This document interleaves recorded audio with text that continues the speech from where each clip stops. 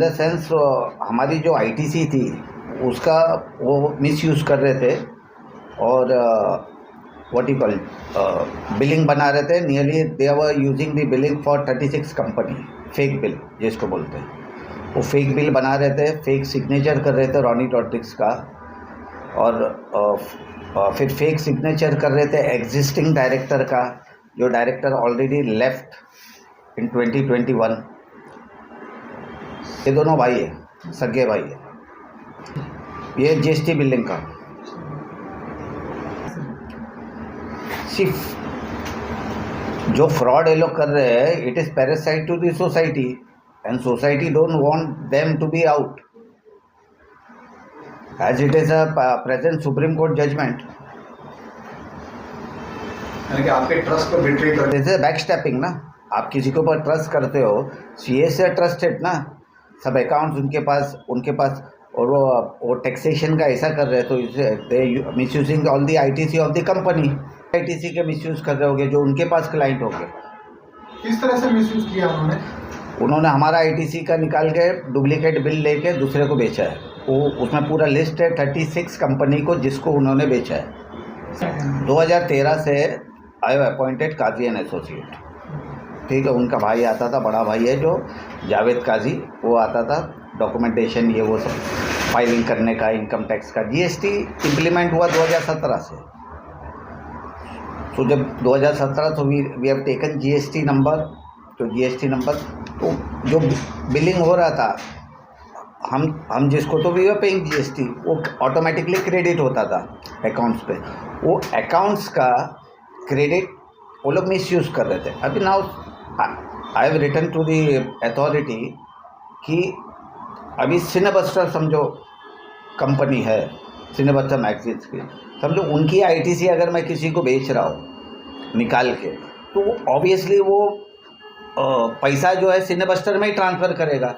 तो क्या ये लोग ने मेरा कंपनी के नाम पे भी डम्मी अकाउंट खोले, हमने वो सब कंप्लेंट में लिखा है। You have to verify those thing, क्योंकि आप अगर कोई चीज़ ले रहे हो तो आप बिलिंग भी उसको ही करोगे जिस कंपनी का लिखा है। So whether they were using the dummy account of my entire company, जैसा डम्मी जब डायरेक्टर यूज़ कर सकते हो, पार्टनर यूज़ कर सकते हो, तो ऑब्वियसली अकाउंट भी यूज़ कर रहे होगे, बिकॉज उनके पास तो सब केवाईसी थे।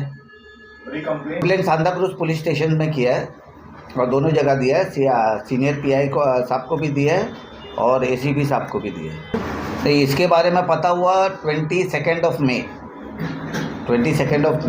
2026 जब एक एफआईआर लॉन्च हुआ है मुंब्रा पुलिस स्टेशन में अगेंस्ट सेम फ्रॉड, वो 400 करोड़ का है। लग सकती है ऑलरेडी जो है हम लोगों ने complaint senior inspector of police Santa Cruz police station और assistant commissioner of police Santa Cruz police station को हम लोगों ने कंप्लेंट दे दिया है और पूरे सबूत के साथ उनको दे दिया है और वो लोग इन्वेस्टिगेशन कर रहे हैं।